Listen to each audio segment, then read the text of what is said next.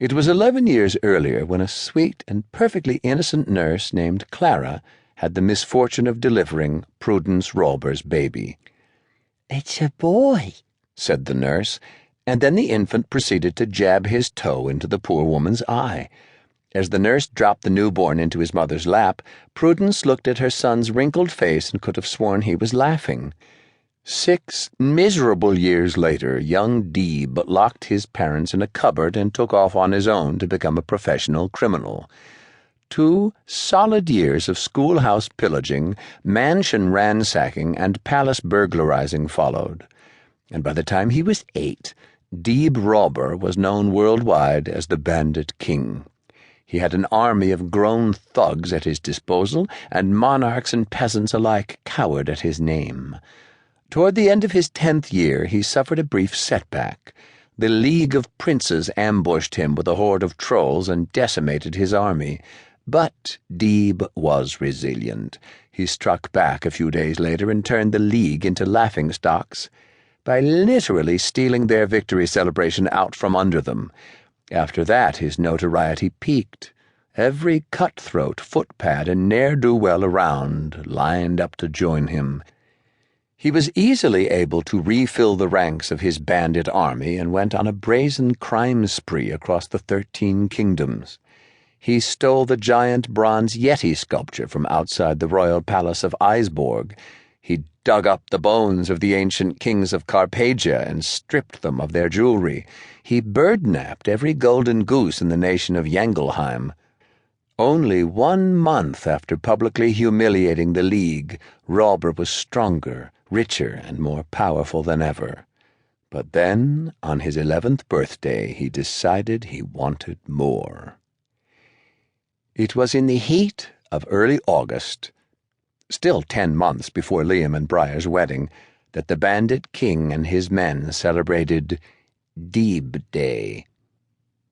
"It's the big one," Rawber said as he lounged on his stolen throne in the treasure chamber of his dumpy little castle in Sturmhagen. He shoved a piece of red velvet cake into his mouth, sending a cascade of crumbs down the front of his tattered black vest. "I need to up my game." "Let's steal more cake!" shouted one of the many bandits who were crammed into Rawber's Hall o' Loot for the celebration. Throughout the grey stone room, big, brutish men in black were rolling in loose coins, snacking on foot-long taffy strips, wrestling each other, and dipping chocolate chip cookies into pints of foamy grog. "Nah, something different," Rawber said. He adjusted the edge of his crown, which had an annoying habit of sliding over his ears, as it was originally sized for the King of Hithershire, and sucked cream cheese frosting from his fingertips, the main reason he wore fingerless gloves. "We ain't kidnapped nobody in a while," a buck-toothed bandit said before letting loose with an enormous belch. "Oh, what about snatching the hats off old ladies?" another bandit asked. "That usually puts you in a good mood." "Been there, done that," Rawber said. He sounded uncharacteristically somber, despite the fact that he was twirling a donut on his finger as he spoke. "No, I'm 11 now. I need to make sure I don't lose my spark with age. I need to do something big, something special. You know what I mean, Bureau?" "I fear, sir, that I do," replied a tall bandit who stood apart from the others, both literally and figuratively. It wasn't just that Vero didn't care to take part in the raucous carousing of his fellow bandits. He also carried himself in a way that was completely different from any of the other men. He dressed in black, as did all Rawber's men, but unlike the rest, Vero had style.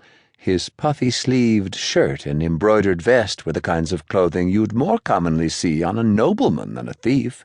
His pencil-thin mustache was impeccably trimmed, and his dark brown hair was tied back in a long, sleek ponytail. At his side was a slim, pointed rapier.